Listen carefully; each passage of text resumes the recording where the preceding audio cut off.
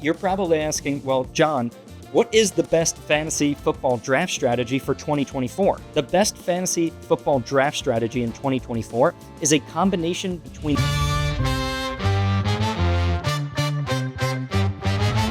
Hey guys, welcome back to John's Fantasy Football Show. I am John, and thank you guys so much for coming back for Season 5 of Dorm Debate. It's the 2024 NFL season.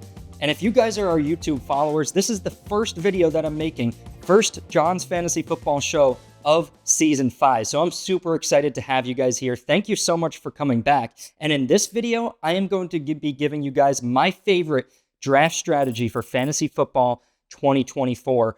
And I have a video coming later this week on the Patreon. So if you guys are not subscribed to our Patreon, go over to Dorm Debate Podcast on Patreon and make sure you get at least Tier 1, which is just $2.50 a week, $10 a month, and you get access to my full fantasy football draft guide for 2024. Now, in this video, like I said, I'm going to talk about my favorite draft strategy, and I'm going to give you an overview first of all the draft strategies that people are using for this year. So let's start there. There are 8 draft strategies that I'm going to take you guys through for 2024 that a lot of people are using, and then I'm going to talk about my favorite. And my favorite is actually a combination of 2 draft strategies this season. So the first draft strategy is heavy RB. This is where you draft 3 running backs with 4 of your first top picks.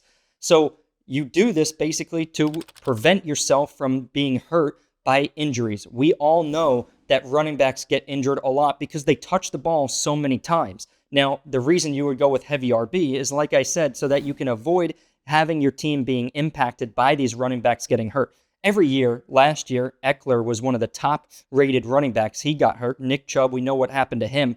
All these running backs get hurt. Now, you don't want that to affect your team, so you go RB heavy in the first couple rounds. Now, the second strategy is heavy wide receiver. Now, wide receivers get more points than running backs, so typically people that go the heavy wide receiver strategy want to maximize their point potential and get 3 wide receivers with their first 4 picks. So they'll go wide receiver, running back, wide receiver, something like that. So now they have 3 wide receivers. They fill up their 2 starting positions and then their flex with a really good wide receiver so they can maximize their potential points for wide receiver. Now, the downside to that is that you don't have many great running backs, and it depends how you draft the rest of your team and how you build it to see if you'll have that running back depth that you need. The third one is hero RB. This is a really popular strategy recently, and this is where you draft a top-tier running back with either your first pick or second pick, and then you don't draft another running back until like rounds 8, 9, or 10, or later than that. And the strategy there is that you get one really good running back. You hope that that running back doesn't get hurt the whole year, and he's pretty solid, like an RB1. You focus on getting your receivers, so that's where the hero RB comes in. You just use one really good running back. You focus on receiver, you focus on quarterback, you focus on tight end, and then you come back to running back later in the draft, and you're hoping that you stockpile on running backs late in the draft, maybe 2 or 3 backup running backs, so when one of the starters does get hurt on one of the other fantasy teams that drafted them, you can have the backup, and now you have a decent starter and your hero RB. So you're kind of planning for an injury to happen to one of those top running backs, which is why you're getting those backup running backs and high upside guys late. I do really like the hero RB strategy. Now, the next strategy I'm going to be talking about, which is kind of a new one, is the double hero RB strategy. And you're like, John, why would it be the double hero RB? Isn't that just like heavy RB if you're getting 2 hero running backs? Well, kind of, but not really. So the double hero RB strategy states that you'll get 2 RB1s basically, or an RB1 and a high upside RB2, and then you won't draft another running back until like rounds 11, 12, like literally the back end of the draft. And the reason somebody would exercise this strategy is because they're like, okay, I want a really good running back, and then I want another really good running back. Now, even if one of them gets hurt, now I have a hero RB team. But if neither of them get hurt, I have a solid team. Now, the only thing that takes away from is getting the wide receivers. You can't get 3 top-tier wide receivers unless you're going to fall back on quarterback and wait until the end to get a quarterback. So the double hero RB strategy limits you from building the other options of your team until the later rounds. So you have to find value late in the draft in quarterback, tight end, or receiver to be able to exercise the double hero RB strategy. Now, the next strategy is zero RB, another popular strategy where you literally don't draft any running backs until like round 6 or 7 or 8. And even then, you only get like one mid-tier guy, and then you don't get another until late. Now, people do this because they want a good quarterback, they want a solid tight end, and they want receivers who get them the most fantasy points in fantasy football. So people that use the zero RB strategy literally say to themselves, okay, I know some of the top tier running backs are going to get hurt, so I don't even want to draft them. I'm not even going to take that risk. I'm just going to get a couple mid-tier guys and a couple backups, and I'm going to be basically living on the waiver wire and free agency and maybe trades to get my running backs throughout the season. But I won't have to worry about wide receiver, quarterback, tight end, because I know I'm going to spend the first early rounds of the draft getting those positions instead of running back. Now, the next one is a balanced draft strategy, and that's where you literally pick like a quarterback, wide receiver, running back, tight end with your first four picks. Not in that order, but you're building a balanced team. You're going position by position, which is typically what an auto-drafted team would do, but that could be really helpful because it helps you diversify, spread out the wealth on your team, and make sure you're not unbalanced in any one position. Now, the next one is Superstar QB. A lot of people exercise this option if they really like a quarterback. If they really think Josh Allen or Mahomes or Hurts are going to have a great season, or Lamar, they want to get one of those players. Now, you can get use the Superstar QB strategy, but then you're using one of your first 3 picks, probably in rounds 3 or 4, to get a superstar quarterback, which takes you away from a solid RB2 or a solid wide receiver 2 for your team. And the last one is a late round quarterback. If there's a quarterback in the late rounds that you think is going to have a really good season, you could just wait until like rounds 8, 9, or 10 to get your quarterback, which allows you to focus on running back, receiver, maybe tight end in the first few rounds. I know a lot of people that just wait until the end of the draft to get quarterbacks, and they literally spend the first 6 rounds going 3 receivers, 3 running backs, because they know those are the most important positions. And if you can find value late in the draft for quarterback, then I say do it. So sometimes that is a good option. And maybe this year you find that availability to find that value later in drafts with Caleb Williams and Jaden Daniels, which I'll talk about in a little bit. So you're probably asking, well, John, what is the best fantasy football draft strategy for 2024? The best fantasy football draft strategy in 2024 is a combination between the double hero RB strategy and the balanced draft strategy. Now, the reason for this is because it depends where you're picking in your first round, whether you're picking in the top half or the bottom half, but either way, you're going to want to exercise some sort of combination between double hero RB and balanced draft strategy. So I know you guys are probably sitting there and you're like, John, what does that actually mean? I don't really know what the combination of those two mean. Maybe you're not familiar with fantasy football, but the reason I'm suggesting this strategy is because there are a lot of solid running backs in the early rounds of the draft, but there's not that much value later in the draft in terms of running backs. So that's why I want you to focus on getting running backs first. But the situation also holds true for tight ends, which is where the balanced draft strategy comes in. So let me explain for a second.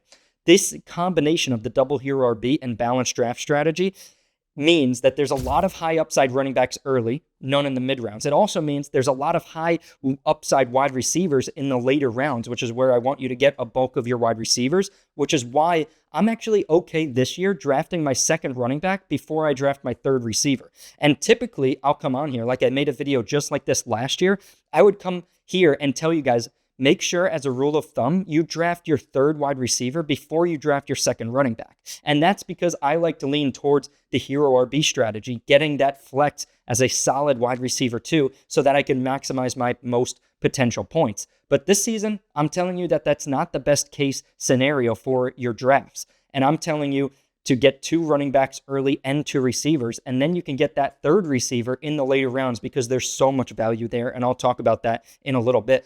And the quarterbacks and tight ends, like I said, there's value in the mid to late rounds for quarterbacks and tight ends. So that's where I want you to focus there. You're probably like, John, well, how does this actually work? Like, what does this actually look like when I'm drafting my team? So how it looks like is this. Ideally, your first round, you're going to get an elite wide receiver. Let's say you're picking in the top 5 picks. You're probably going to get a guy like Jamar Chase, Justin Jefferson, Amon-Ra St. Brown. Let's say you end up with one of those 3 guys. Now you're set. You got your wide receiver 1. He's already set. And now you're getting your second round pick. He's going to be a mid-tier RB1. Now, a player like this could be like a Travis Etienne, Isaiah Pacheco, somewhere in that range of a guy who's a solid RB, probably back-end RB1. You're not getting like a Breece Hall. You're not getting Bijan. You're not getting CMC, Jonathan Taylor, Saquon, players like that. But you're getting somebody in the low-end RB1 range that's still a really good running back. Now, in the third round, you're going to get a receiver. In the fourth round, you're going to go back to getting running backs. So now you've ended the first 4 rounds getting 2 receivers and 2 running backs. Now, the reason for this is what I'll explain in a little bit. So the 5th round, you're going to get your quarterback. Now, that's in the range of CJ Stroud, Anthony Richardson, Jordan Love, Dak Prescott. That's the range that I really find value in this year. So in all of my fantasy football drafts, I'm trying to come out of the draft with one of those 4 players. Now, in the 5th round, you're going to get your tight end. And because there's a lot of value right there. Kyle Pitts, Evan Engram, Jake Ferguson. They're all going to be big parts of their offense this season. Ferguson with CeeDee Lamb always there. Ferguson had a great year last year.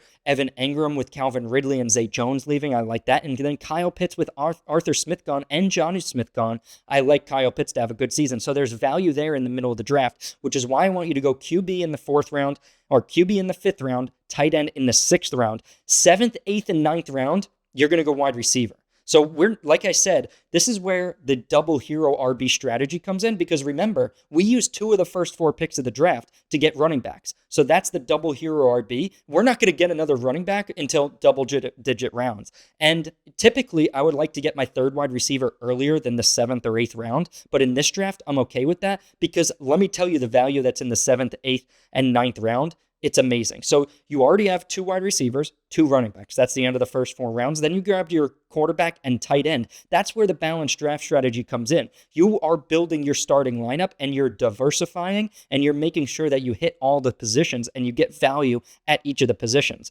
Now, like I said, 7th, 8th, and 9th round, you're going receiver. 10th round, you could get your running back or you could get another receiver, depending on what the best player available is.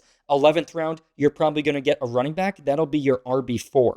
Now, depending on where you pick in the first round, you might be like, John, if I'm picking at the end of the first round, not in the first 5 where I could get Jamar or Jefferson or Amon-Ra, should I still exercise this strategy? And the answer is yes, but you're going to want to do it in a little bit of a different way. Now, what you're going to do with your first pick, if let's say you have the 10th pick in the draft, what the player I like at that value is Jonathan Taylor. So you'll get Jonathan Taylor as your RB1.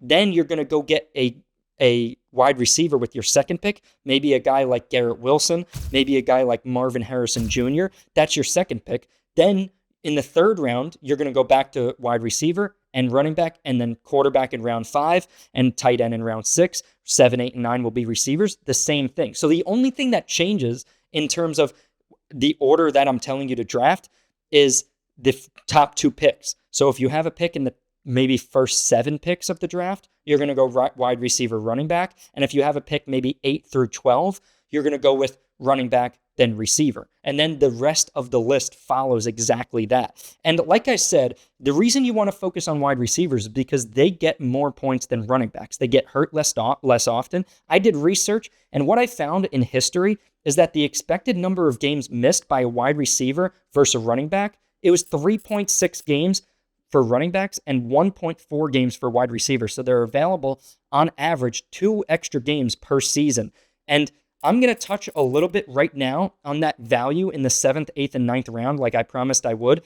There is guys like Christian Watson, Jaden Reed, Chris Godwin, Rashee Rice, Lad McConkey, JSN, Odunze. There's players like that in that 7, 8, and 9 round range that have so much upside and could be such a good flex for you. I want you to end up getting like 3 of those players, and you'll be deciding between them for your flex each week, and they'll be a great plug-and-play wide receiver too if you have a player on a bye. So I am going to go deeper into my fantasy football strategy for this season in my next video. It is the Patreon draft guide video. So if you guys haven't heard, we do have a Patreon. Head over there if you guys want access to my full rankings, fantasy football draft advice. I'm giving do's, don'ts, breakouts, sleepers. I'm talking about vacated targets. I'm talking about everything that has to do with your fantasy football draft. So if you liked this video, leave a like, leave a comment down below, and stay tuned to the Patreon. Like I said, it's not going to be posted publicly on YouTube, this next video about the Patreon draft guide. It's only going to be posted on Patreon. As long as you're in Tier 1, Tier 2, or Tier 3, you're going to have access to this video. And if there's one video that you guys watch all season, it's this upcoming video on the Patreon, so stay tuned for that. Thank you guys so much for coming back for Season 5 of Dorm Debate, and good luck in your fantasy football draft. Stay tuned to all our content here on Instagram, YouTube, and TikTok. Thank you.